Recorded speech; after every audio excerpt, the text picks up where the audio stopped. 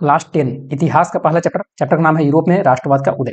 इस चैप्टर में हम लोग पूरा यूरोप के बारे में जानेंगे, वहाँ का राष्ट्र के बारे में जानेंगे, वहाँ का राष्ट्रवाद का उदय कैसे हुआ उसके बारे में जानेंगे, और भी जर्मनी के एकीकरण, इटली का एकीकरण, ये जो मोस्ट इंपॉर्टेंट टॉपिक है ना, सारा का सारा टॉपिक हम लोग क्लियर करने वाले हैं इस वीडियो में।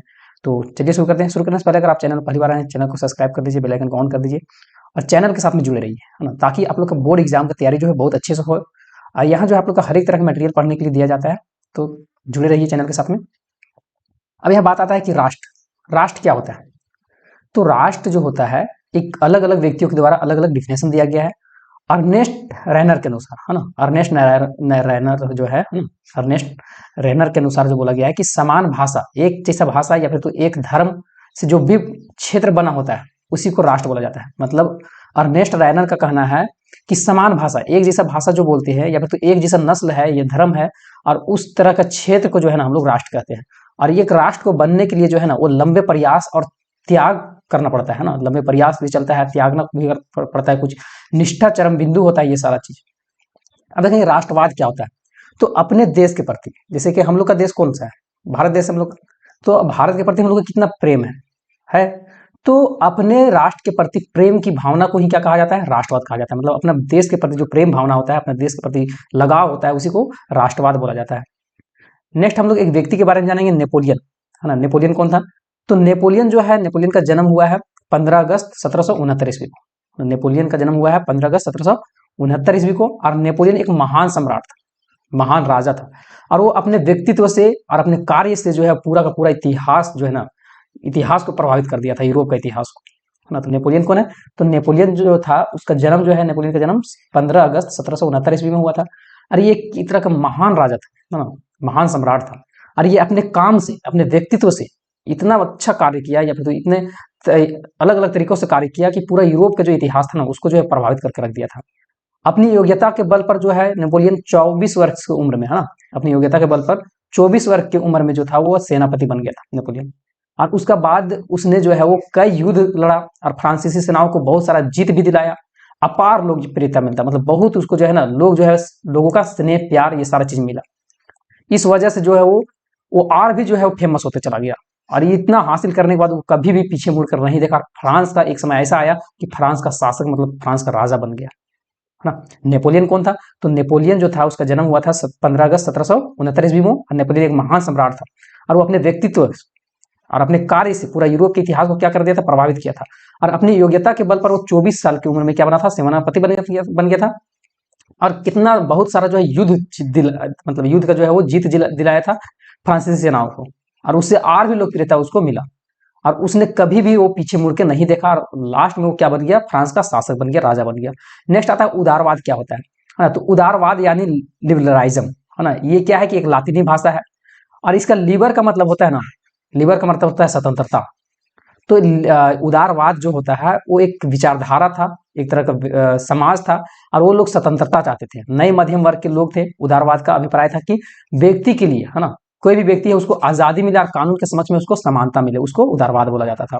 तो एक बार फिर से समझिएगा उदारवाद क्या है। तो उदारवाद जो है एक मध्यम वर्ग के लोग थे, एक तरह का समाज था, और इस समाज के लोग का यही मतलब चाहत था कि सभी को जो है वो आजादी मिले और कानून के समक्ष में सबको समानता मिले। नेक्स्ट आता है निरंकुशवाद क्या होता है। तो एक ऐसी सरकार या शासन व्यवस्था, है ना, एक ऐसी सरकार या शासन व्यवस्था जिसका सत्ता पर, है ना, सत्ता पर किसी भी प्रकार का कोई अंकुश नहीं होता है। मतलब एक ऐसा शासन व्यवस्था जो ऐसा, या फिर तो राजा जिसका सत्ता पर कोई भी अंकुश नहीं लगा सकता, वो जैसे मन करेगा, जो मन करेगा वो चीज करने के लिए तैयार हो जाएगा, वो चीज वो करेगा। तो इसको हम लोग बोलते हैं निरंकुशवाद। अब नेक्स्ट आता है जनमत संग्राम। अभी घर में, किसी के घर में कुछ फंक्शन होता है तो वहां सभी लोगों से विचार विमर्श किया जाता है, सब लोग मिलकर एकजुट होकर विचार करते हैं। तो उसी प्रकार जनमत संग्रह जो है वो एक प्रत्यक्ष मतदान, जिसके द्वारा जो है एक क्षेत्र की सारी जनता ना किसी भी प्रस्ताव के बारे में जो है स्वीकार या अस्वीकार करने के लिए पूछा जाता है। मतलब कोई भी प्रस्ताव रखा गया है और वो प्रस्ताव को स्वीकार करना है कि अस्वीकार करना है, वो सारी जनता से पूछा जाता है ना। इसी को हम लोग बोलते हैं जनमत संग्रह। तो जनमत संग्रह का मतलब क्या होता है। तो जनमत संग्रह का मतलब होता है कि एक प्रत्यक्ष डायरेक्ट जो है ना, एक प्रत्यक्ष मतदान होता है जिसके द्वारा जो है किसी भी क्षेत्र की जनता, सारी जितनी भी जनता है, सभी जनता से किसी प्रस्ताव को लेकर स्वीकार करना है कि अस्वीकार करना है, उसके बारे में जो है वो पूछा जाता है, उसी को हम लोग बोलते हैं जनमत संग्रह। नेक्स्ट आता है यूटोपिया कल्पना दर्श। ये क्या होता है? तो एक ऐसा समाज की कल्पना जो इतना आदर्श हो कि उसको साकार होना लगभग जो है असंभव होता है। मतलब समझिएगा, एक इस तरह का समाज की मतलब लगेगा कि मतलब ये समाज जो है वो इस तरह का रहता तो कितना अच्छा होता है ना। मतलब हम लोग एक इसे मान लेते हैं कि अभी रोड है ना, रोड में अगर मान के चलिए कि अगर हम लोग 1 केजी सोना फेंक दिए या फिर तो 1 आध लाख रुपया फेंक दिए, अब हम यहाँ सोच रहे हैं कि मतलब इस समाज ऐसा रहे ना कि उस पैसा को कोई नहीं उठाए, जिसका पैसा है ना वही उठाए। तो क्या ऐसा होगा? अभी की डेट में तो नहीं होगा। तो ये यहाँ यही चीज है, यूटोपिया कल्पना दर्श का मतलब यही होता है कि एक ऐसा समाज का कल्पना करना जो इतना आदर्श हो ना, इतना अच्छा हो, लेकिन वो पॉसिबल नहीं है ना। तो उस तरह को जो कल्पना किया जाता है उसको हम लोग बोलते हैं यूटोपिया या कल्पना दर्श। नेक्स्ट आता है रूमानीवाद। क्या है? तो एक ऐसी सांस्कृतिक आंदोलन जो एक खास तरह की राष्ट्रीय भावना का विकास करना चाहता है, उसको हम लोग रूमानीवाद बोलते हैं। नेक्स्ट आता है जुंकर्स। क्या होता है? तो जुंकर्स प्रसा का एक सामाजिक श्रेणी था। अभी जैसे कि समाज में अलग अलग श्रेणी होता है ना, अलग अलग जात होता है ना। जैसे श्रेणी हो गया, ब्राह्मण हो गया, क्षत्रिय, इस तरह पहले श्रेणी नहीं होता था। तो जुंकर्स भी एक तरह का श्रेणी है ना। उसमें बड़े बड़े जमींदार लोग शामिल रहते थे जुंकर्स में। अब जैसे सेठ मारवाड़ी किसे होता है तो उसमें पैसा वाले लोग शामिल रहते हैं। तो उसी प्रकार से जुंकर्स जो होता है प्रसा का एक सामाजिक श्रेणी था, और जिसमें बड़े बड़े जमींदार लोग इसमें शामिल होते थे। अब राष्ट्रवाद के उदय के कारण क्या हो सकता है ना, आखिर यूरोप में राष्ट्रवाद का उदय हुआ, क्या क्या वजह हो सकता है कि राष्ट्रवाद का उदय करना पड़ा? तो यहाँ हो सकता है पहला रीजन है ना, कि पहला जो हुआ होगा वो निरंकुश शासन व्यवस्था हुआ होगा। मतलब ऐसा राजा होगा कि जिस पर किसी प्रकार का अंकुश नहीं होगा, वो जैसे मन करता होगा उस तरह से वो करते जाता होगा, ये वजह हुआ होगा। दूसरा वजह है कि उदारवादी विचार का प्रसार है ना। उदारवादी विचार मतलब सब कोई का मतलब ये सोचना होगा कि हम लोग को सबको आज़ादी मिले है ना, कानून की नज़र में सबको समानता मिले। इस वजह से स्वतंत्रता समानता बंधुता का नारा चला होगा, या फिर तो शिक्षित वर्ग मध्यम वर्ग जो आए थे उन वजह से हो सकता है कि मतलब जो है वो यूरोप में राष्ट्रवाद का उदय हुआ। अब यूरोप में राष्ट्रवाद का उदय होने का जो कर्मिक डेट है ना, सबसे पहले स्टार्टिंग जो होता है ना राष्ट्रवाद का उदय होने का यूरोप में, तो फ्रांसीसी क्रांति से होता है। फ्रांसीसी क्रांति जो था 1789 ईस्वी में हुआ था। उसके बाद नागरिक संहिता, जिसको हम लोग नेपोलियन का संहिता भी बोलते हैं, वो आया था। उसके बाद वेना संधि हुआ है ना। वेना संधि होने के बाद उदारवादियों के द्वारा क्रांति हुआ। उसके बाद जो है वह जर्मनी का एकीकरण और इटली का एकीकरण हुआ। तो फिर से समझते हैं कि फ्रांसीसी क्रांति जो है 1789 में हुआ, फिर नागरिक संहिता 1804 में हुआ, जिसको नेपोलियन संहिता हम लोग बोलते हैं, और वेना संधि 1815 में हुआ, और इसी समय जो है नेपोलियन का भी हार होता है। और उदारवादी की क्रांति जो हुआ था 1848 में हुआ था, और जर्मनी के एकीकरण जो 1866 से लेकर 1871 के बीच हुआ, और इटली का एकीकरण जो था 1859 से लेकर 1871 के बीच में हुआ। अब हम लोग यहाँ जानेंगे कि यूरोप में राष्ट्रवाद का निर्माण कैसे हुआ, एक एक करके। तो यूरोप में राष्ट्रवाद का निर्माण होने के कारण किसी भी राष्ट्र का निर्माण के लिए एक सामूहिक पहचान होना बहुत जरूरी है, एक समूह का पहचान होना बहुत जरूरी है, वहाँ का सांस्कृतिक परंपरा होना बहुत जरूरी है। जैसे कि हम लोग के झारखंड का सांस्कृतिक परंपरा क्या है? झारखंड का सांस्कृतिक परंपरा यही है कि यहाँ जो सांस्कृतिक परंपरा है वो सहूल हो गया है ना, त्योहार में से कर्मा हो गया, ये सबसे झारखंड का पहचान बनता है। तो इसी तरह से किसी भी राष्ट्र का निर्माण करने के लिए जो है वह सामूहिक पहचान जो है ना होना बहुत जरूरी है ना। किसी भी राष्ट्र का निर्माण करने के लिए वहाँ सामूहिक पहचान होना बहुत जरूरी है, वहाँ का सांस्कृतिक परंपरा होना बहुत जरूरी है। और सांस्कृतिक जो परंपरा हो ये एक जैसा होना चाहिए, अलग अलग नहीं कि यहाँ अलग मना रहा है वहाँ अलग मना रहा है, उस तरह से नहीं होना चाहिए। नेक्स्ट आता है यूरोप में अलग अलग समाज था है ना। यूरोप जो है वहाँ अलग अलग समाज था, एक जैसा समाज नहीं था। जैसे कि हैम्सबर्ग में समाज में लोग जर्मन, अंग्रेजी, फ्रेंच, इटली आदि ये अलग अलग भाषा बोलने वाले थे। अब नेक्स्ट आता है कि यूरोपीय समाज का संरचना 19वीं शताब्दी से पहले कैसा था। तो यूरोप का समाज जो है 19वीं शताब्दी से पहले दो भाग में बटा हुआ था, उच्च वर्ग और निम्न वर्ग। उच्च वर्ग में कुलीन वर्ग आते थे और निम्न वर्ग में कृषक वर्ग के लोग आते थे। अब उच्च वर्ग के बारे में हम लोग जान लेते हैं। कुलीन वर्ग में जो आते थे वो लोग जनसंख्या में कम था, जनसंख्या में उच्च लोग जो था कुलीन लोग वो कम था, और उच्च वर्ग तथा वर्चस्व जमाने वाला था। उच्च लोग जो था कुलीन वर्ग में जो आता था वो वर्चस्व मतलब दादागिरी दिखाने वाला आता था है ना, मतलब इस तरह का मतलब ज्यादा पैसा वाला था है ना। जमींदार यानी ढेर सारे खेतों का मालिक था, और सभी का मतलब जो है सभी तरह का अधिकार दिया जाता था। अधिकार होता है ना, हम लोग का भी अधिकार मिला है, मौलिक अधिकार मिला है। तो वहाँ उच्च कुल के जो रहते थे, उच्च श्रेणी के जो रहते थे, उच्च वर्ग के जो लोग थे, जो कुलीन वर्ग के अंतर्गत आते थे, उनकी जनसंख्या जो थी कम थी, और ये वर्चस्व जमाने वाले लोग थे, और इनके पास बहुत सारे ढेर जमीन होते थे और खेत के मालिक होते थे, और सभी प्रकार के ये लोग का अधिकार दिया जाता था। नेक्स्ट आता है निम्न वर्ग के लोग है ना। निम्न वर्ग के लोग की संख्या जो था बहुत अधिक था, और ये निम्न वर्ग के थे, और इनके पास जमीनहीन मतलब जमीन नहीं था। और ये लोग क्या करता था, जमीनहीन यानी जमीन न था और न ही मतलब जो जमीन था भी तो वो किराए पर रहते थे, है ना, जमीन एक भी नहीं था, और जो जमीन भी रहता था, खेती भी करता था, तो किराए पर लेके, किसी भी प्रकार का अधिकार ये सबको नहीं दिया जाता था। यानी यूरोपीय समाज जो था असमान रूप से विभाजित था, मतलब बराबर बराबर विभाजित नहीं था, समाज जो था वो ऊपर नीचे था, उच्च और निम्न में था। अब 19वीं सदी के बाद एक नया वर्ग जुड़ गया, जिसको हम लोग नया मध्यम वर्ग बोलते हैं। अब नया मध्यम वर्ग में कौन लोग शामिल थे? तो इसमें सभी पढ़े लिखे लोग शामिल थे, जैसे कि डॉक्टर हो गया, है ना, शिक्षक हो गए, उद्योगपति, व्यापारी आदि, ये लोग थे इसमें। अब पढ़े लिखे होने के नाते इन्होंने जो है कानून के जो है समान कानून का मांग किया कि सबको बराबर का हक मिलना चाहिए, और इस वजह से जो है वो राष्ट्रवाद का शुरुआत भी हुआ। अब उदारवादी राष्ट्रवाद ये क्या होता है? तो इस उदारवादी राष्ट्रवाद के चलते राष्ट्रवाद का विचार जो है सब जगह फैला, मतलब नया मध्यम वर्ग आया, उदारवादी राष्ट्रवाद जो आया है ना, उदारवादी वाला विचार आया, तो सभी जगह जो है राष्ट्रवाद का जो है वो विचार फैलने लगा। अब इसी वजह से जो था वो 1789 में क्रांति हुआ था, उदारवादी लोग के आने के कारण ही जो है 1789 में क्रांति हुआ था। इसलिए क्रांति हुआ था कि इससे जो है एक राज के अंदर, है ना, इसी वजह से 1789 में फ्रांस में क्रांति हुआ था, फ्रांसीसी क्रांति। अब इसमें क्या है कि राज के अंदर जो भी नियंत्रण, है ना, जैसे कि चीजें हो गया, पूंजी का आगमन पर हो गया, उसे सबको खत्म कर दिया गया, है ना। इस क्रांति में जो था राज के भीतर जो भी नियंत्रण किया जाता था शासक के द्वारा, है ना, राजा के द्वारा, उसको सारा सारा खत्म कर दिया। लेकिन अलग अलग राज्यों के बीच नियंत्रण सीमा शुल्क को खत्म नहीं कर पाया था। अलग अलग राज्य में जो नियंत्रण सीमा शुल्क लगता था एक बॉर्डर से दूसरे बॉर्डर जाने के लिए, उसको नहीं खत्म कर पाया था। और इसके लिए जो है ना एक संगठन बनाया गया था, इसके लिए एक संगठन बनाया गया था जिसका नाम था जलवेरायन, है ना। और जितने भी शुल्क जो होते थे अवरोध, उसे समाप्त कर दिया गया, है ना, जलवेरायन बनाने के बाद। और मुद्राओं की संख्या जो था उसको 2 कर दिया, मतलब पहले 2 से ज्यादा मुद्राएं थी, है ना, तरह तरह, जैसे अभी रुपया, टाका, इस तरह का अलग अलग मुद्रा होता है ना, उसी तरह से जो है ना 2 से, मतलब 2 मुद्रा बचने दिया, जो कि 30 से पहले ज्यादा तरह का मुद्रा था। और नेपोलियन के समय केवल पुरुष के पास जो धन रहता था वही वोट दे सकता था, मतलब जब नेपोलियन यहाँ आया तो उस समय जो पुरुष था ना, जिसके पास संपत्ति रहता था, वही क्या कर सकता था, वोट दे सकता था। अब जलवेरायन क्या होता है? तो जलवेरायन एक जर्मन शुल्क संघ है ना, शुल्क मतलब टैक्स, चंदा वाला संघ है, जिसमें अधिकांश जर्मन राज शामिल था। और यह संघ जो है 1834 ईस्वी में प्रसा के पहल में जो था वो शुरू किया गया था। अब इसमें विभिन्न राज्यों के बीच शुल्क के अवरोध हो जाता था, उसको समाप्त कर दिया गया था। और मुद्राओं की संख्या बहुत ज्यादा थी, जो 30 से अधिक थी उसको 2 कर दिया गया था, जो पहले 20-30 से अधिक था। और यह जर्मन संघ के आर्थिक एकीकरण का भी एक प्रतीक था, मतलब जर्मन संघ का जो भी एकीकरण, मतलब एक जर्मनी का एकीकरण का एक प्रतीक था, है ना, कि सब मतलब जो हटा दिया, अलग अलग तरह के जो भी चीजें था उसको हटा के एक जैसा करने लगा। अब यूरोप में राष्ट्रवाद, तो यूरोप में राष्ट्रवादी चेतना का शुरुआत जो है फ्रांस से ही हुआ था ना, फ्रांसीसी क्रांति हुआ था वहीं से। तो 1789 में फ्रांसीसी क्रांति हुआ था।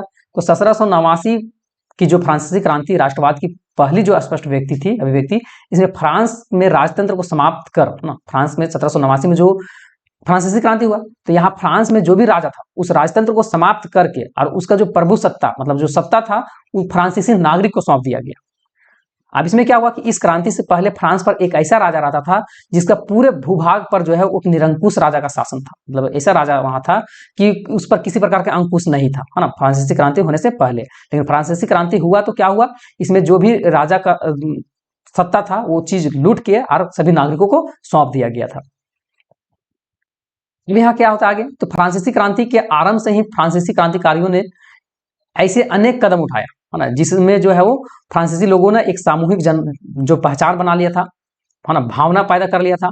बाद में नेपोलियन ने प्रशासनिक क्षेत्र में क्रांति का सुधार प्रारंभ किया और उसको हम लोग 1804 में जो है वो नागरिक संहिता, जिसको हम लोग नेपोलियन संहिता के भी नाम से जानते थे। फिर से यहाँ क्या हुआ कि फ्रांसीसी क्रांति का आरंभ से ही, है ना, फ्रांसीसी क्रांति हुआ उसी समय से जो है वो फ्रांसीसी क्रांतिकारियों लोग जो था, जो क्रांति करने वाले लोग थे, उन्होंने अलग अलग जो है वो अनेक कदम उठाए, है ना, अनेक कदम उठाने से जिससे फ्रांसीसी लोगों में क्या हुआ, सामूहिक पहचान बना, लोगों का एकजुट होने का, राष्ट्रवाद का भावना पैदा हुआ।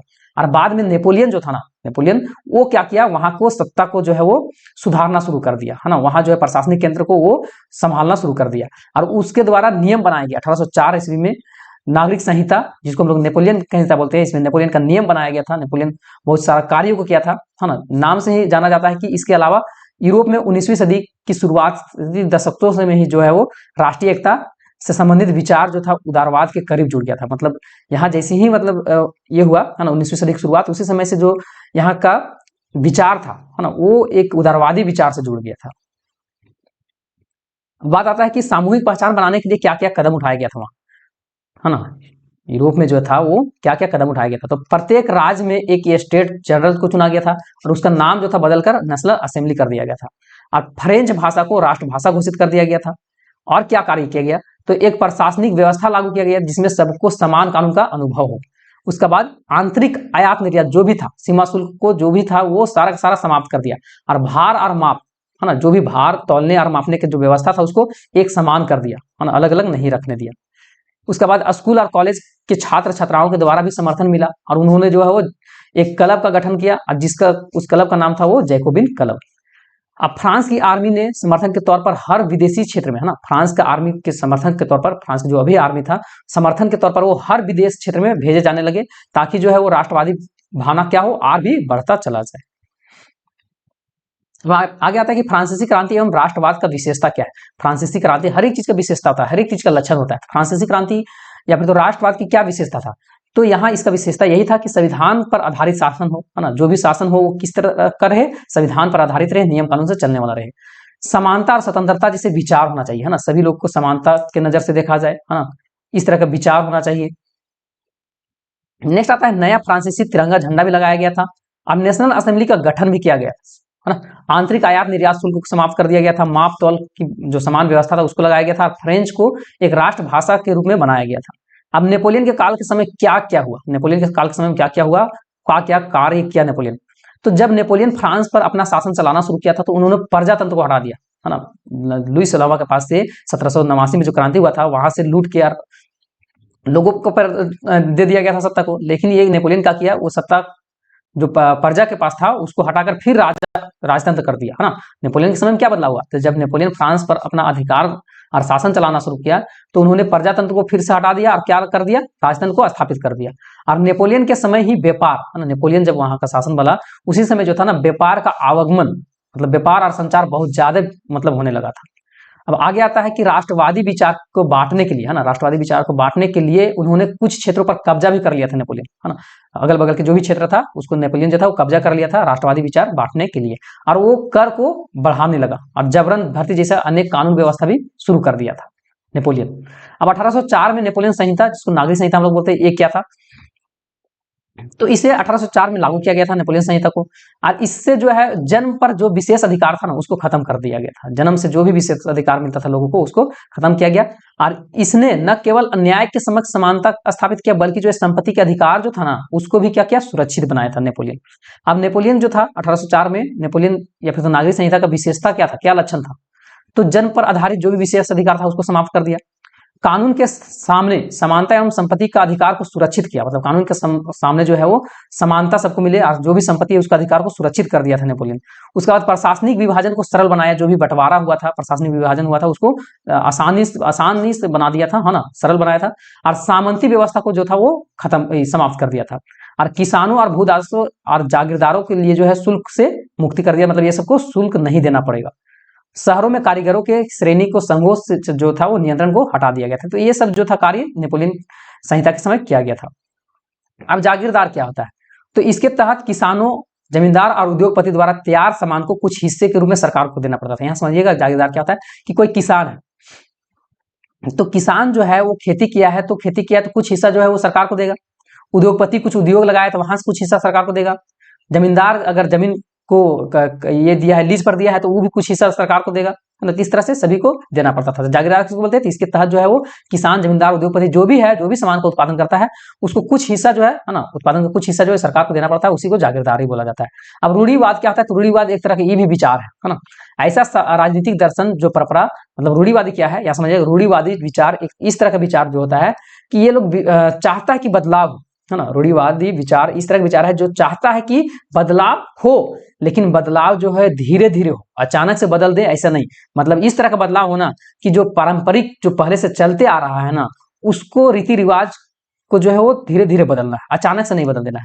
तो ऐसा राजनीतिक दर्शन जो परंपरा स्थापित संस्थाओं और रीति रिवाज पर जोर देता है, जो कि तेज बदलाव के बजाय ये चाहता है कि बदलाव जो हो धीरे धीरे हो और जो भी चीज हम लोग को पहले से चलते आ रहा था वो उस तरह का उसको ठेस न पहुंचे और वो अच्छे से चलते ही रहे। तो 1815 में जो है उपरांत यूरोप में रूढ़िवाद, है ना। 1815 में क्या होता है, 1815 ईस्वी में नेपोलियन का हार हो जाता है। नेपोलियन का हार होने की वजह भी क्या है कि यहाँ जो है बैना संधि हुआ था, है ना। हम लोग अभी देखेंगे कि इसको कैसे हराया गया था नेपोलियन को। तो 1815 में जो है वो नेपोलियन का हार हुआ था। उपरांत यूरोप के सरकार का झुकाव पुनः रूढ़िवादी तरफ बढ़ गया। मतलब नेपोलियन जैसे ही हारा ना, तो जो सरकार जो था वो रूढ़िवादी विचारधारा के तरफ बढ़ गया। मतलब पहले जो सरकार था उस तरह के, है ना, जो राजा होता था उसके तरफ बढ़ गया। अब इसके बाद जो है वो यूरोप की सरकार पारंपरिक संस्थाओं और परिवार को बनाए रखना चाहती थी। इसके लिए उन्होंने नेपोलियन के समय में जितना भी बदलाव हुआ था, नेपोलियन जितना भी चीज को बदलाव किया था, उन सबको खत्म कर दिया ये लोग, रूढ़िवादी लोग। जिसके लिए एक समझौता भी किया गया था जिसका नाम था वियना समझौता या वियना संधि। यहाँ समझिए, नेपोलियन को हराया गया था एक संधि करके, है ना। 1815 में नेपोलियन को वाटरलू की लड़ाई में हरा दिया था। इसमें अलग अलग देश मिल गए थे और ये वियना कांग्रेस, है ना, वियना संधि करके जो है ना वो संधि किया। उसका बाद ये लोग नेपोलियन को हरा पाया था। और नेपोलियन के समय जितना भी नेपोलियन बदलाव किया था उसको फिर से जो है पहले जैसा लागू कर दिया था। कौन लोग? तो रूढ़िवादी लोग। रूढ़िवादी क्या होता है? तो रूढ़िवादी एक तरह का विचार था। ये लोग चाहता था कि पहले से जो चीज चलते आ रहा है उस तरह के चलते ही रहे, बदलाव हो लेकिन धीरे धीरे हो। अब वियना कांग्रेस क्या होता है? तो 1815 ईस्वी में ब्रिटेन हो गया, प्रसा, रूस, ऑस्ट्रेलिया, ये सब मिलकर जो था वो नेपोलियन को हराया था वाटरलू की लड़ाई में। और इनका प्रतिनिधित्व जो था, है ना, जो इसका अध्यक्षता जो कर रहा था वो था चांसलर ड्यूक मेटरनिक, है ना। उसके द्वारा जो है अध्यक्षता, वियना कांग्रेस का अध्यक्षता किया जा रहा था। अब संधि में 3 निर्णय लिया गया था। जब वियना संधि हुआ तो वहां 3 तरह के निर्णय लिया गया था। पहला था कि फ्रांस की सीमाओं पर कई राज्य कायम कर दे, है ना। मतलब फ्रांस जो है, फ्रांस का जो बॉर्डर है वहां अलग अलग राज्य को कायम कर दिया जाए ताकि जो फ्रांस है भविष्य में अपना और भी विस्तार नहीं कर पाए। दूसरा ये चीज निर्णय लिया गया इस संधि में कि फ्रांसीसी क्रांति के दौरान जो बुर्बो राजवंश को हटा दिया गया था उसको फिर से जो है बहाल किया जाए। दूसरा ये विचार रखा गया। और तीसरा कि राजतंत्र को जारी रहने दिया जाए, मतलब जो राजतंत्र है वो रहेगा हमेशा के लिए। अब 1815 की वियना संधि की विशेषता क्या थी? तो 1815 में जो वियना संधि हुआ था तो उसमें पहला जो इसका लक्षण था कि फ्रांस में बुर्बो राजवंश को पुनः स्थापना किया जाए। फिर से ये लोग उसको लगाया, रहने दिया। अब इसका मुख्य उद्देश्य था कि यूरोप में एक रूढ़िवादी व्यवस्था को कायम करना। ये इस तरह के इसलिए करना चाह रहे थे कि यूरोप जो है वो बदल दिया गया था नेपोलियन के समय, तो उसमें जो है रूढ़िवादी विचार जो है ना हमेशा के लिए कायम रहे, इसलिए इस तरह का विचार ये लोग लगाया था। अब फ्रांस ने उस इलाकों पर से भी आधिपत्य खो दिया जिसने नेपोलियन के समय जीता था। मतलब फ्रांस जो नेपोलियन जो था वो जीतता था अगल बगल के जो राज्य को, वहां जो था वो राष्ट्रवाद विचारधारा को पनपने के लिए जो है अगल बगल में वो कब्जा कर लिया था। तो उसको जो था वो वापस से ये सब लूट लिया, है ना। और फ्रांस की सीमा का विस्तार पर रोक हेतु नए राज्यों का जो है वो स्थापना भी कर दिया गया था। अब आगे आता है यूरोप में क्रांतिकारी। यूरोपीय सरकार में, है ना, यूरोप के जो सरकार था, यूरोपीय सरकार के इन सारे निर्णयों के विरोध में क्रांतिकारी ने जन्म ले लिया था। क्रांतिकारियों ने अंदर ही अंदर जो है कुछ खुफिया समाज का भी निर्माण कर लिया था, जिसका मकसद, लक्ष्य क्या था? तो राष्ट्रवाद का बढ़ावा देना और वियना संधि का विरोध करना और स्वतंत्रता के लिए लड़ना। फिर से यहां समझिएगा कि यूरोप में क्रांतिकारी, तो यूरोपियन सरकार के इन सारे निर्णय के विरोधी, है ना, विरोध में जो है एक क्रांतिकारी जन्म ले लिया था। और क्रांतिकारी अंदर ही अंदर जो क्या कर रहा था? खुफिया समाज का निर्माण कर रहा था। और खुफिया समाज का निर्माण करने का क्या मकसद था? तो राष्ट्रवाद को बढ़ावा देना, वियना संधि को रोकना और स्वतंत्रता के लिए लड़ना। अब नेक्स्ट आता है कि भूख, कठिनाई और जन विद्रोह, है ना। 1830 को साल जो था ना, 1830 ईस्वी का जो साल था उसको कठिनाइयां का महान साल भी बोला जाता है। इसका रीजन क्या है? तो इसका रीजन निम्नलिखित यहाँ है कि सबसे पहला तो जबरदस्त जनसंख्या वृद्धि हो गया था। 1830 साल के जो है वो कठिनाई का महान साल कहा जाता है। क्यों? क्योंकि जबरदस्त जनसंख्या वृद्धि हुआ था। दूसरा कि लोग गांव से शहर की ओर जाने लगे थे, बेरोजगारी जो था वो बढ़ गया था और गरीबी जो था वो भी बढ़ गया था। अब इसी दौरान, है ना, इसी साल जो था वो फसल भी नष्ट हो गया था। मतलब उतना चीज तो हुआ ही हुआ, अब जो फसल था वो भी क्या हो गया? नष्ट हो गया। और खाने वाली जितने भी सामग्री था उसका कीमत जो था ना वो भी बढ़ने लगा था। और छोटे छोटे फैक्ट्री जो था वो क्या होने लगा? बंद होने लगा था। अब इस वजह से जो था खाने पीने के जो जितने भी चीजें था उसको दाम भी बढ़ने लगा, बेरोजगारी आने लगा। अब इस कारण से लोग जो था वो सरकार के खिलाफ में जो था वो विद्रोह कर दिया। लोग जो है सड़क पर उतर आए और सभी जगह जो है अवरोध, बैरिकेड लगाने लगा, और जिसे कृषक मतलब किसान विद्रोह के नाम से भी जाने जाने लगा। अब इसमें क्या हुआ कि जिससे कि यूरोपीय सरकार, है ना, यूरोप की जो सरकार था वो क्या कर दिया? देश को गणतंत्र घोषित कर दिया, मतलब नियम से चलने वाला घोषित कर दिया। अब आगे आता है कि गणतंत्र के बाद कानून में आए बदलाव। जब गणतंत्र वहां घोषित कर दिया गया था, है ना,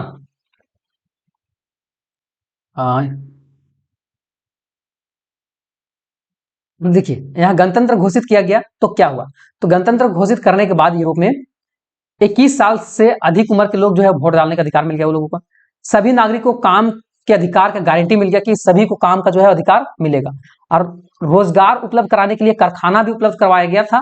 और इन सभी धीरे धीरे से जो है ये सारा चीज करने के बाद जो है गरीबी और बेरोजगारी जो था वो कम होने लगा था। अब नारीवादी स्त्री क्या होता है, तो पुरुष को सामाजिक, है ना, पुरुष को सामाजिक, आर्थिक और राजनीतिक समानता की सोच के आधार पर, है ना, पुरुष जो लोग है ना, पुरुष जो है उसका सामाजिक, आर्थिक और राजनीतिक समानता की सोच पर जो है महिलाओं के अधिकार के हित में जो आंदोलन किया जाता है या लड़ा जाता है उसी को नारीवाद बोला जाता है। विचारधारा क्या होता है, तो एक खास प्रकार का सामाजिक एवं राजनीतिक दृष्टि को इंगित करने वाला विचारों का समूह जो होता है उसी को विचारधारा बोला जाता है। आगे आता है जर्मनी और इटली का निर्माण। जर्मनी का एकीकरण कैसे हुआ, सबसे पहले हम लोग यहाँ देखते हैं जर्मनी के एकीकरण के बारे में। तो 1848 ईस्वी में यूरोपियन सरकार, है ना, 1848 ईस्वी में जो यूरोप की सरकार था, बहुत कोशिश किया कि जर्मनी की एकीकरण कर दे, पर वो नहीं कर पाया।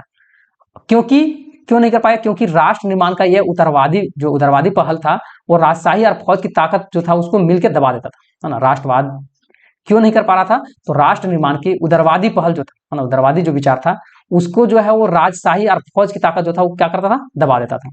उसके बाद क्या हुआ, तो उसके बाद प्रसा ने यह भार अपने ऊपर ले लिया और वो बोला कि हम जो है वो क्या करेंगे, जर्मनी का एकीकरण करवा के ही मानेंगे और रहेंगे। और उस समय जो था प्रसा का मुख्यमंत्री जो था वो ऑटोमन बिस्मार्क था, है ना, प्रसा का जनक भी बोला जाता है। अब प्रसा ने एक राष्ट्रीय एकीकरण का आंदोलन का नेतृत्व भी किया और इस दौरान जो है 7 साल तक, है ना, 7 साल तक वो लड़ता रहा। ऑस्ट्रेलिया, डेनमार्क, फ्रांस, ये तीनों से लड़ा और तीनों से क्या हुआ, जीत हासिल कर लिया। और ये तीनों के हराने के बाद, है ना, ऑस्ट्रिया, डेनमार्क, फ्रांस, तीनों के हराने के बाद प्रसाद जीता। उसका बाद जो है ये इसका एकीकरण, जर्मनी का एकीकरण को पूरा किया गया। अब 1871 ईस्वी में केसर विलियम, जर्मनी का एकीकरण पूरा हो गया, तो उसके बाद केसर विलियम प्रथम को जो है ना वो नया राजा के रूप में घोषित कर दिया गया था। और जर्मनी के एकीकरण ने पूरा प्रसा को महाशक्ति के रूप में स्थापित कर दिया। मतलब जर्मनी के एकीकरण करवा लिया ना प्रसा, तो प्रसा जो था महाशक्ति के रूप में उभर के आया था।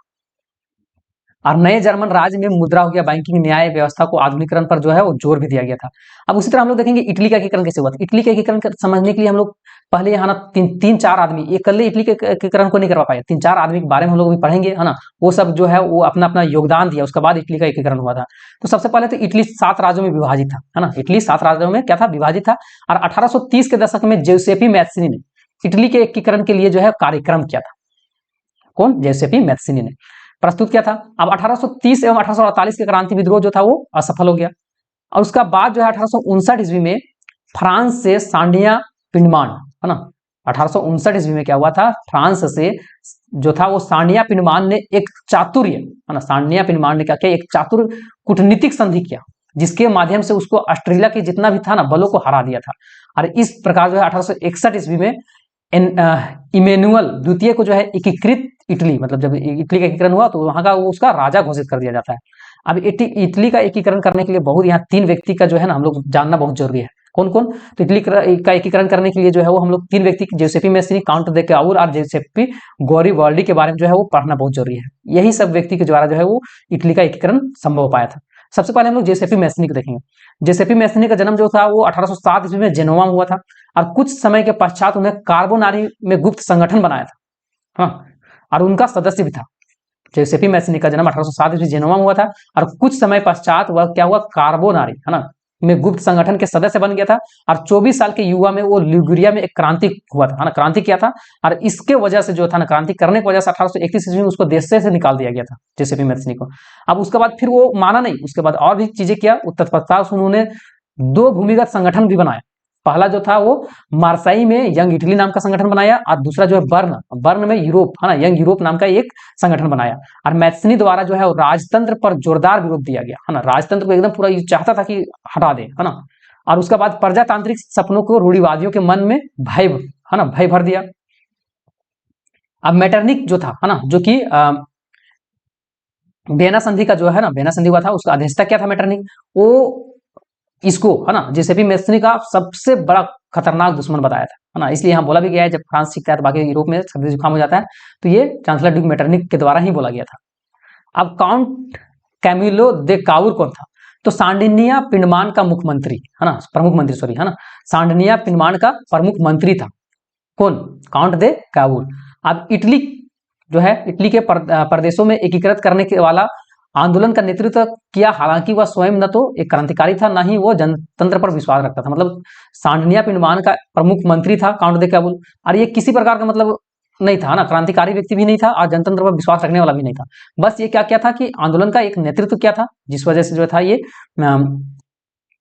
इटली का जो है ना वो एकीकरण करने में मदद मिला था। फ्रांस के साथ की गई चातुर्य के पीछे जो है ना, संधि के पीछे काउर का ही हाथ था, और जिसके कारण जो है ऑस्ट्रेलिया बल को जो हरा पाया था और इटली एवं इटली का एकीकरण संभव हो पाया था, यही काउंटर कैमुले दे काउर के चलते। अब नेक्स्ट आता है जेसेपी गैरिबाल्डी कौन था? तो यह नियमित सेना का हिस्सा नहीं था, ये भी सेना नहीं था। इटली के एकीकरण के लिए वह स्वसशस्त्र स्वयं सेवक के रूप में नेतृत्व किया था, मतलब अपना मन से जो था वो नेतृत्व किया था। 1807 में वे दक्षिण इटली और 2 सिसिलियों राज्यों में प्रवेश कर गए थे, और स्पेनिश सेनाओं को हटाने के लिए जो है स्थानीय किसान का समर्थन मिला था इसको, और उसने दक्षिण इटली एवं सिलियों को राजा एनुमल द्वितीय को सौंप दिया, और इसके बाद इटली का एकीकरण संभव हो पाया था। मतलब चारों तरफ से जो है ना जो अपना अपना कार्य कर रहा था, उसके बाद जो है इटली का एकीकरण हो पाया था। उसी तरह से ब्रिटेन में राष्ट्रवाद कैसे आया वो हम लोग देखेंगे। तो औद्योगिक क्रांति के बाद ब्रिटेन आर्थिक शक्ति बहुत ज्यादा बढ़ गया था। अब यहाँ क्या हुआ कि राष्ट्रवाद किसी उथल पुथल या क्रांति का परिणाम नहीं होता है, अपितु लंबे चलने वाली प्रक्रिया होता है ना राष्ट्रवाद। 18वीं शताब्दी में जो था, 18वीं शताब्दी से पूर्व ब्रिटेन एक राज भी नहीं था, एक राष्ट्र राज भी नहीं था, लेकिन ब्रिटेन साम्राज्य ने अंग्रेज, वेल्स, स्कॉट, आयरिश जैसे ढेर सारा समाज जो था, वहां अलग अलग समाज था, और अलग अलग समाज होने के कारण इसको निर्जातीय भी कहा जाता था। आंग्ल हो गया, आंग्ल राष्ट्र में अपनी शक्ति में विस्तार के साथ साथ अन्य राष्ट्रों के द्वीपों में जो था वो विस्तार किया था। 1688 ईस्वी में जो था संसद ने राजतंत्र को भी शक्तियां ले लिया था। अब 1707 ईस्वी में क्या हुआ? 1707 ईस्वी में इंग्लैंड और स्कॉटलैंड मिलकर यूनाइटेड किंगडम ब्रिटेन का गठन किया था। 1707 ईस्वी में इंग्लैंड मिला और स्कॉटलैंड, ये दोनों मिलकर क्या किया? यूनाइटेड किंगडम ऑफ ब्रिटेन बनाया। अब 1798 में असफल विद्रोह गया है ना, 1798 विद्रोह किया गया था जो कि असफल हो गया। उसके बाद 1801 ईस्वी में आयरलैंड को जबरदस्ती है ना बलपूर्वक यूनाइटेड किंगडम में क्या किया? शामिल कर दिया, और उसके बाद जो था वो एक नया ब्रिटेन बना, और उसका नया चिन्ह भी मिला और खूब बढ़ावा भी दिया गया इसको। नेक्स्ट आता है कि बाल्कन क्षेत्र है, उसके चलते जो है विश्व युद्ध भी हुआ था, ये बाल्कन क्षेत्र के ही चलते है ना। ये क्या होता है? बाल्कन क्षेत्र कौन सा था, कहाँ का था, ये चीज हम लोग देखेंगे। अब बाल्कन भौगोलिक एवं निर्जातीय रूप से विभिन्नताओं का क्षेत्र था, जिसमें कि अलग अलग लोग थे, है ना। Romania, Bulgaria, Albania, Greece, Macedonia, Croatia, Slovenia, Serbia आदि तरह तरह के लोग जो था वो बाल्कन क्षेत्र में रहता था। अब इन क्षेत्र में रहने वाले मूल निवासी जो था ना, यहाँ का मेन जो मूल निवासी होता वो सलाव कहा जाता था उसको। और बाल्कन क्षेत्र में एक बड़ा हिस्सा में ऑटोमन साम्राज्य का नियंत्रण भी था। अब यहाँ बाल्कन राज्य में रूमानी राष्ट्रवाद के फैलने और ऑटोमन साम्राज्य का विघटन से काफी स्थिति जो था वो विस्फोटक हो गया था, है ना। बाल्कन राज्य में जो था रूमानी राष्ट्रवाद फैल गया था, और ऑटोमन साम्राज्य का क्या हुआ था? यहाँ विघटन हो गया था, टूट गया था। अब स्थिति इसके चलते बहुत विस्फोटक भी हो गया था। एक के बाद उसके, है ना, एक के बाद एक उसके अधीन में यूरोपीय राष्ट्रीयता का चंगुल से निकलकर स्वतंत्रता की घोषणा भी करने लगा था। जैसे जैसे जो था वो, है ना, विभिन्न स्लाव राष्ट्रीय समूह ने अपनी पहचान और स्वतंत्रता की परिभाषा तय करने की कोशिश कर रहे थे, बाल्कन क्षेत्र और भी गहरे टकराव बनता चला गया। अब वहां विघटन होने के बाद सब सोच रहा था कि एरिया हम ज्यादा से ज्यादा एरिया को हम रखें, ये ज्यादा एरिया को, मतलब सब अपना इलाका को ज्यादा ज्यादा रखना चाहता था, है ना। सब अपना इलाका को चाहत ज्यादा रखने के लिए चाहता था। अब इसमें क्या हुआ कि इस समय पूरा यूरोप पर, है ना, यूरोपीय शक्तियां के बीच में इस क्षेत्र में कब्जा जमाने के लिए यूरोपीय शक्तियां के मध्य में जबरदस्ती जो था वो स्पर्धा हो रहा था, है ना, जिससे कि यह समस्या गहराती चला गया, और जिस कारण जो था यहाँ विभिन्न युद्ध भी हुआ, जिसका परिणाम यह हुआ कि पहला विश्व युद्ध हुआ था, है ना। बाल्कन क्षेत्र के चलते यहाँ अलग अलग जात रहता था, अलग अलग तरह का समाज रहता था। अब जब यहाँ ऑटोमन साम्राज्य का जब विघटन हो जाता है, तो उसके बाद यहाँ जो है वो लोग सोचने लगा कि हम अब ज्यादा एरिया को रखेंगे, हम ज्यादा एरिया रखेंगे। अरे ज्यादा एरिया रखने के चलते इतना ज्यादा यहाँ मतलब जबरदस्त प्रतिस्पर्धा चला कि इसका परिणाम ये हुआ कि प्रथम विश्व युद्ध ये लड़ना पड़ गया। नेक्स्ट आता है साम्राज्यवाद। क्या होता है? तो जब कोई देश अपने देश की शक्तियां को बढ़ाता है आर्मी और अन्य साधन का प्रयोग करके, उसी को साम्राज्यवाद बोला जाता है। मतलब साम्राज्यवाद क्या है? तो कोई भी देश अपना शक्ति को बढ़ाता है ना, और शक्ति को किस तरह से बढ़ाता है? आर्मी से, है ना, आर्मी के बल पर, अन्य साधन के बल का प्रयोग करके, तो उसको साम्राज्यवाद बोलते हैं। रूपक क्या होता है? तो जब किसी अमृत विचार, जैसे कि अमृत मतलब जो मरा हुआ चीज है ना, लालच, स्वतंत्रता, ईर्षा, मुक्ति को किसी व्यक्ति के या किसी चीज के जरिए इंगित किया जाता है, तो उसी को रूपक बोला जाता है। अब 18वीं और 19वीं शताब्दी में रूपक का प्रयोग राष्ट्रवादी भावना को विकास करने के लिए, मजबूत बनाने के लिए किया गया था। नेक्स्ट आता है राज की दृष्टि की कल्पना। 18वीं एवं 19वीं शताब्दी में कलाकारों ने राष्ट्र को कुछ यूं चित्रित किया था, है ना, मतलब चित्र बना बना के कि वह व्यक्ति हो राष्ट्र के नारी के भेष में प्रस्तुत किया गया था। देखिए यहाँ राज्य की दृष्टि की कल्पना, मतलब 18वीं और 19वीं शताब्दी में कलाकार लोग क्या किया था? चित्र बनाया था, और वैसा चित्र बनाया था कि लगेगा कि मतलब कोई व्यक्ति हो, जैसे हम लोग भारत माता है ना, लगता है कि माता है, व्यक्ति है। और ऐसे राष्ट्रों को नारी का भेष में जो है प्रस्तुत किया गया था, मतलब रानी का जो है ना नारी होता है उसका भेष दिया गया था। राष्ट्र को व्यक्ति का जामा पहनाते हुए जिस नारी के रूप चुना गया था, वह असल जीवन में कोई महिला नहीं, जिसे हम लोग भारत माता बोलते हैं, कोई है असल में भारत माता? किसी का मतलब चित्र है, बस जो नारी है ना उसका रूप दे दिया गया था। तो यह तो राष्ट्र का अमृत विचार को ठोस रूप प्रदान करने के लिए इस तरह किया गया था, यानी नारी की छवि को ही राष्ट्र रूपक बनाया गया, जिसे हम लोग भारत माता को माता का रूप दिए हैं, है ना। फ्रांस में उसे लोकप्रिय और ईसाई नाम के मरियाना नाम दे दिया गया था, जिसमें जन्म, राष्ट्र और विचारों को रेखांकित भी किया गया था, और इसी प्रकार जर्मनी और जर्मन राष्ट्र का रूपक बन गया था, मतलब पहचान बन गया था। अब नेक्स्ट आता है कि क्या राष्ट्रवाद के उदय में महिलाओं का योगदान था? तो राजनीतिक संगठन का निर्माण करने के लिए महिलाओं का समर्थन मिला था, समाचार पत्रों का प्रकाशन करने के लिए, मताधिकार प्राप्त करने हेतु संघर्ष मिला था, राजनीतिक बैठकों का प्रदर्शन हिस्सा लेने के लिए मिला था। अब यहाँ आता है विभिन्न प्रतीक के उनका, है ना, अलग अलग जो है प्रतीक होता है उनका, चिन्ह का क्या क्या मायने होता है वो चीज। टूटी हुई बेड़िया जो है वो आजादी मिलना इसका महत्व होता है, प्रतीक है इसका। बाज वाला कवच जो होता है उसका महत्व है जर्मन समुदाय का प्रतीक शक्ति, है ना। उसी तरह से बलूत पत्ती का मुकुट वीरता का प्रतीक है, तलवार मुकाबला की तैयारी का प्रतीक है, तलवार पर लिपटी जैतून का डाली शांति का चाह का प्रतीक है। उसी तरह से काला लाल सुनहरा तिरंगा जो है उत्तरवादी राष्ट्रवादी का झंडा है, और एक उगते हुए किरण जो है सूर्य का किरण एक नए युग की शुरुआत का है। तो ये चैप्टर जो होता है खत्म होता है ना। पीडीएफ का लिंक आप लोग का डिस्क्रिप्शन में मिल जाएगा, वहां से डाउनलोड कर सकते हैं। और इसके बाद जो है मोस्ट इंपोर्टेंट क्वेश्चन को हम लोग करने वाले हैं, तो चैनल के साथ जुड़े रहिए।